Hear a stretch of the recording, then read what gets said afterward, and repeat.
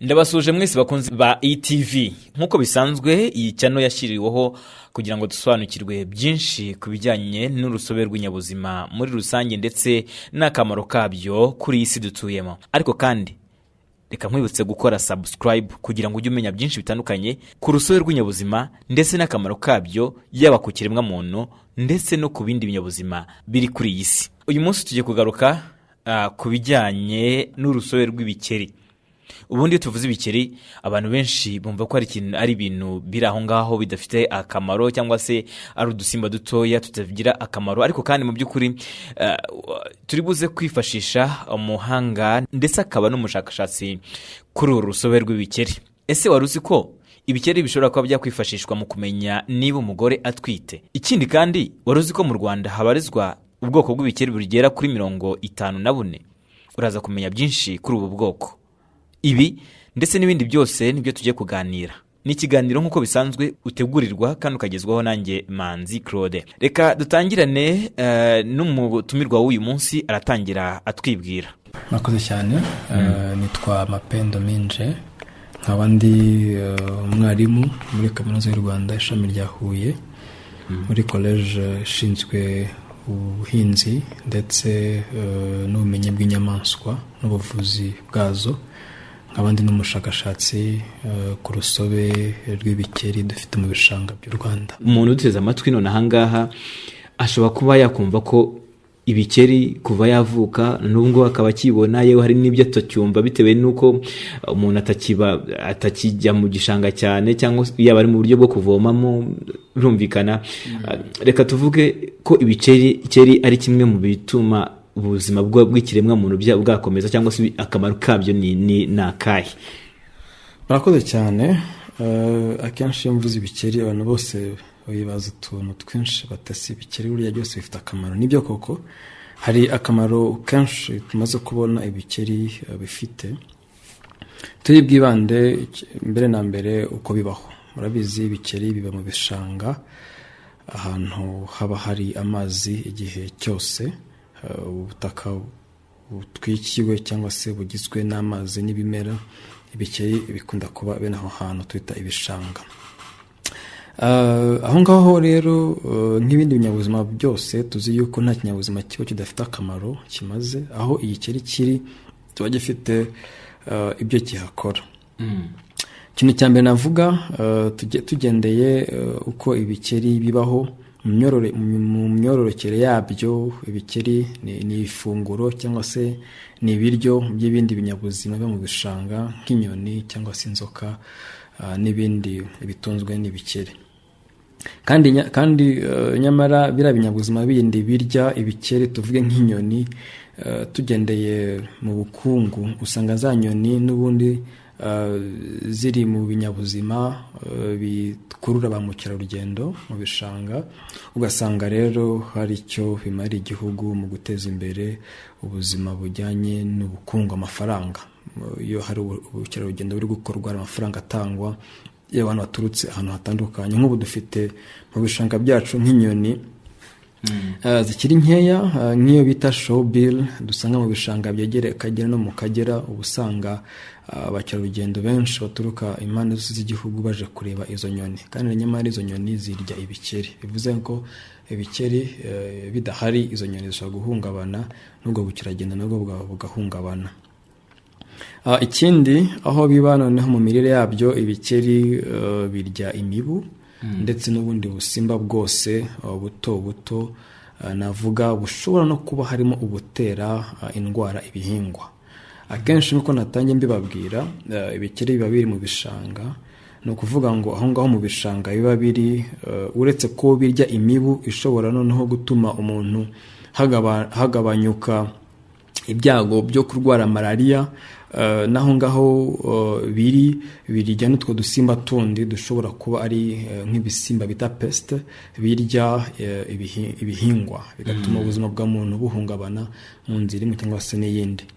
Ariko noneho twibanze cyane mu bushakashatsi ngewe nkora, akenshi amoko y'ibikeri dusanga mu bishanga bitandukanye mu gihugu bidufasha cyangwa se bitanga amakuru mu kumenya status cyangwa se imiterere y'icyo gishanga turimo turakora mu bushakashatsi. Murabizi igihugu cyacu kirimo kirakoresha imbaraga cyane mu kugira ngo harebwe igaruriro cyangwa se hakore navuga ibikorwa byose bikorerwa mu bishanga bikavanwamo kugira ngo turebe ko bya bishanga byacu byagira igaruriro bigakomeza gutanga serivisi ku bantu muri rusange cyangwa se kuri ibyo binyabuzima biba mu bishanga. Ubwo rero imiterere y'ibyo bishanga burya ntabwo wajya gutegura umushinga wawe wo kureba igaruriro ry'ibishanga udafite amakuru ahamye ku miterere y'icyo gishanga kugira ngo ejo bundi nuhagaruka uzamenye ko hari impinduka yahabaye. Icyo gihe rero ibikeri ni kimwe mu binyabuzima twita biological indicators, ni ukuvuga ngo ni ibinyabuzima bimenyekanisha imiterere y'ahantu bitewe n'ibirimo noneho n'urwunge rw'ibikeri muri rusange, navuga diversity y'ibikeri muri rusange. Kuvuga ngo ibikeri bifite nabo kamaro kanini bimaze. Ikindi kintu ibikeri bikora hano mu gihugu cyacu ntabwo byari byahaza, ariko duhamya neza ko n'ubushakashatsi tugenda dukora n'abantu tugenda duhura nabo tuzabigeraho mu gihe kitari cya kera, nuko hari ibikeri bikorwamo imiti. Usanga hari imiti imwe n'imwe izikiza ibisebe, amasununu, za anestesi, ibinya bituruka mu mubiri w'ibikeri. Icyo ngicyo ni mu ruhande rw'ubuvuzi, ariko nanone ibikeri bikaba bishobora kwifashishwa nanone mu kumenyekanisha niba umugore atwite. Akenshi tubivuze ibi ngibi tuba dushatse kuvuga ko hari ubwoko bw'ibikeri tugifite mu byuzi byo mu Rwanda tukita Xenopus victorianus, bikunda kuba biri mu byuzi cyangwa se mu byobo biba birimo amazi ibihe byose. Ibyo bikeri rero dushobora kubyifashisha dupima niba umugore ashobora kuba atwite cyangwa se afite imisemburo y'umugore utwite. So ni byinshi rero, ni byinshi ibikeri bikora.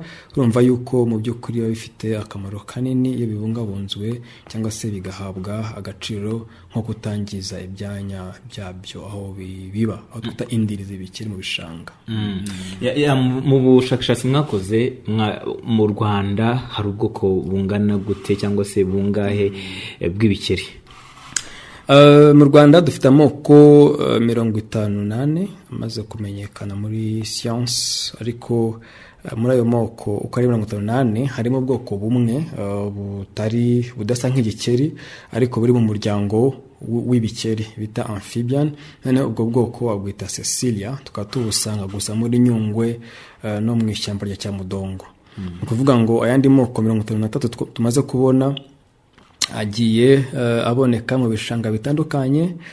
Harimo amoko 4 y'ibikeri bita Nyamabondo, n'ayandi 49 y'ibindi bikeri bisanzwe bita imitubu.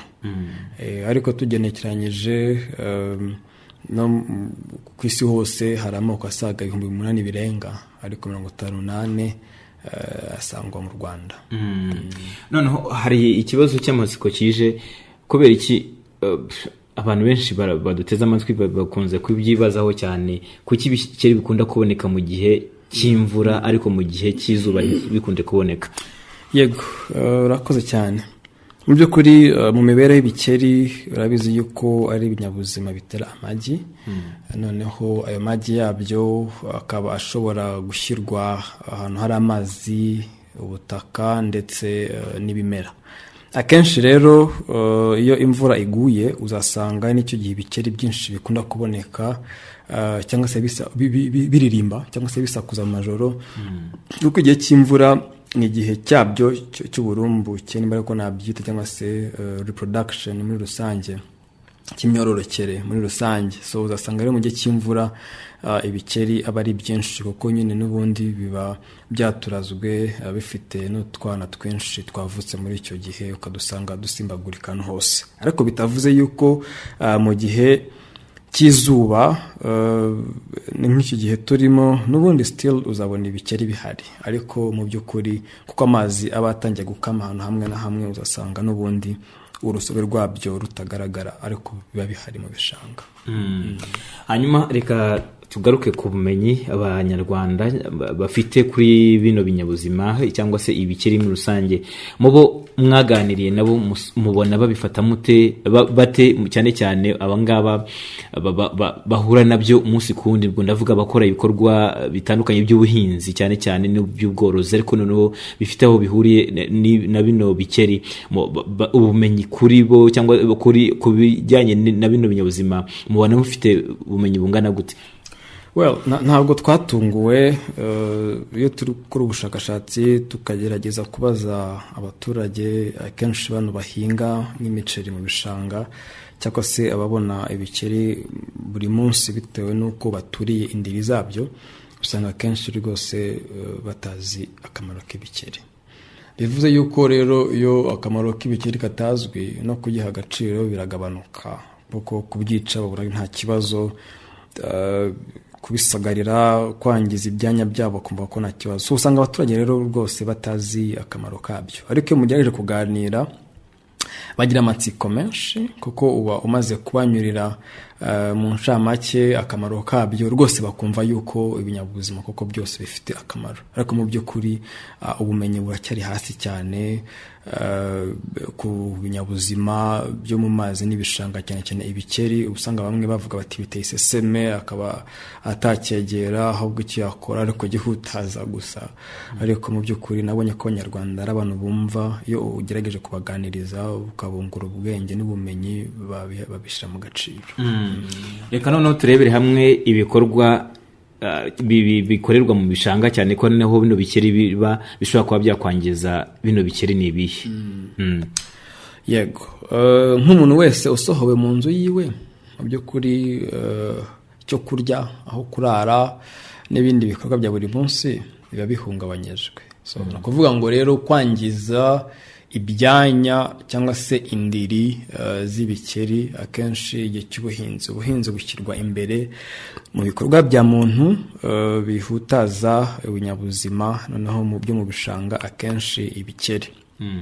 Mu by'ukuri ubuhinzi ntabwo ari bubi, kuko umuturage akeneye kubaho, igihugu gikeneye ibiryo byo guha abaturage, ariko kwa kuntu bakibona bakakica, ya miti bateramo batabanjije wenda kwibaza niba adashobora kwica ibindi binyabuzima, akenshi usanga aribyo bihutaza ibikeri. Ikindi, ibindi bikorwa n'ubundi n'ibya muntu usanga bihutaza ubuzima bw'ibikeri n'imyororokere, ni igihe abantu bacukura mu bishanga bakeneye tuvuge nk'ibumba, cyangwa se gutemagura urufunzo, guca imigende mu bishanga. Ikintu icyo ari cyo cyose gikorwa na muntu gihindura ubuzima bw'igishanga gihungabanya ibikeri mu buryo bumwe n'ubundi. Noneho ugasanga ibikeri bimwe bishobora kwihanganira impinduka aribyo bihaguma, noneho bya bindi bidashobora kwihanganira impinduka bigacika aho hantu. Ibikorwa bya muntu akenshi nibyo bishyirwa imbere mu bintu bihungabanya ubuzima bw'igikeri. Noneho turi mu gihe cy'imihindagurikire y'ikirere. Abizi nk'uko nabababwiye kare, ibikeri bikenera amazi, ubutaka ndetse n'ibimera kugira ngo byororoke. Kandi murabizi ni imihindagurikire y'ikirere, izuba iyo rimaze kuba ryinshi, ubu bushyuhe bwo mu kirere buragenda bugakamya amazi. Iyo amazi rero amaze gukama, bivuze ngo n'ibikeri bizahungabanwaho, kuko ntibizabona aho bibika ya magi kugira ngo bikomeze byororoke muri rusange. Noneho mu bushakashatsi mwakoze, mwabwira abaduteze amatwi ko nibura mu byo mufite koko twavuga ko ibikeri birimo mu binyabuzima birimo kugenda bicika mu Rwanda, niba se ari yego, kubera iki cyangwa se gute? Yego, mu moko tumaze kubona, first of all, mbere ya byose ndavuga yuko ayo moko simpamya ko ariyo tuhagombye kuba dufite, kuko ayo ngayo ubushakashatsi dukoze ntabwo buramara imyaka 5, ubushakashatsi bumaze imyaka hafi 3 gusa. tumaze kubona amoko 53, bivuze ko hari ayandi tutari twamenya ari mu bishanga, bitewe wenda n'imbaraga dukomeje gushyiramo tuzagenda tuyamenya. Ariko se mbere ko dukora ubushakashatsi ayo moko yari ayahe? Bivuze ngo igihe ibishanga byatangiye gukoreshwa n'abantu cyangwa se amashyamba yatangiye gutema, ko burya dufite ibikeri no mu mashyamba, duhamya neza ko hari ibikeri byakendeye tukaba tutakibona ubu ngubu, bishobora kuba rwose bitakiriho, ariko reka tugendere ku bihari. Tumaze kumenya yuko hari ibikeri dufite mu mashyamba ndetse no mu bishanga bya 53 nakubwiye ubwoko butandukanye. Naho kubwira yuko umuntu ari we ushyirwa imbere mu kwangiza aho biba. Bivuze yuko dukomeje kudasigasira cyangwa se kutita ku rusobe rw'ibinyabuzima muri rusange, hari ikizagera n'ibidufite nabyo bikagenda bikendera, tugasanga mu gihugu hari ubwoko bukeya kurusha uko twagombye kuba dufite ubwoko bwinshi, nk'uko twabivuze muri rusange bugiye butandukanye bitewe n'imiterere y'ahantu muri rusange. Kuko ubushakashatsi bwacu duherutse gushyira ahagaragara mu bihumbi 2020, hashize umwaka umwe, twagaragaje ibikeri bishobora kwihanganira impinduka zo mu bishanga, tugaragaza amoko yabyo n'imibare. Bivuze yuko ibishanga bimwe na bimwe mu gihugu bimaze kugaragaramo ibikeri bisa gusa, kurusha yuko twagira ibikeri bigiye bitandukanye n'ukuntu imiterere y'ahantu n'ubundi agiye atandukanye, yaba hejuru cyangwa se hasi muri altitude cyangwa se mu mashyamba no bishanga muri rusange. Noneho tunagenda tunagana ku musozo, gira icyo ubwira nk'umuntu wakoze ubushakashatsi, gira icyo ubwira uteze amatwi, cyane cyane yaba ari umuhinzi mworozi, yaba ari ufite aho hurira n'ibikorwa ibyo byose bihuriye no kuba byakwangiza ubuzima bw'igikeri. Murakoze cyane. Icyo mbwira abanyarwanda muri rusange, umuntu ari wese, si wowe wenyine uhura n'ibikeri buri munsi, n'umuntu ari wese kubanza kumenya yuko ikinyabuzima uko kingana cyose, cyaba gitoya, cyaba kigaragara neza ku jisho, cyaba gitera umugani wabo ngo bitera iseseme n'iki, agomba kumenya yuko buri kinyabuzima cyose gifite akamaro kanini, kandi ako kamaro kagarukira umuntu mu nzira imwe cyangwa se iyindi. Cya kabiri, iyo burya umaze kumenya yuko ikintu gifite akamaro, bivuze yuko ntabwo gihutaza. So kangende wenda ku bahinzi akenshi, kuko nibo b'imiceri mu bishanga n'abandi bo mu bishanga, akenshi ubu usanga aribo bahura n'ibikeri buri munsi. Nyamuneka tumaze kuganira tukamenya yuko ibikeri bifite akamaro wenda mu bukerarugendo, mu kugabanya imibu, mu kurya bwa busimba bushobora gutera ibimera indwara, imiti n'ibindi, bakagombye kwitonda igihe bashinga isuka mu murima bahinga. Bajya bitonda, nibabona igikeri kirimo ntibagihutaze, ntibumve yuko buri kintu cyose kitamufitiye akamaro ako kanya kigomba gupfa. Dusigasire ubuzima bw'ibinyabuzima muri rusange. Noneho ibikeri tumaze kuganiraho byitabweho kugira ngo ka kamaro kabyo twavuze, dore nkabira nabaganirije mbabwira yuko bitumenyekanisha imiterere y'ibishanga. Bivuze yuko igihugu ntabwo icyo gihe kizongera gutanga amafaranga menshi kugira ngo abantu baze bapime ibishanga bari binini, ariko byonyine tumenye ibikeri birimo, dukoresha amajwi yabyo, urumva yuko dushobora kugabanya n'amafaranga igihugu gitanga mu bushakashatsi, akaba yakora ibindi bintu biteza imbere igihugu muri rusange. So tubibungabunge, tubiha agaciro kabikwiriye, maze tubane amahoro n'ibindi binyabuzima muri rusange, noneho nk'ibikeri. Njyewe wateguye kino kiganiro nkakikugezaho, nitwa Manzi Claude. Reka nkwibutse gukora subscribe kugira ngo ujye umenya byinshi bitandukanye ku rusobe rw'inyabuzima ndetse n'akamaro kabyo, yaba ku kiremwa muntu ndetse no ku bindi binyabuzima biri kuri iyi si.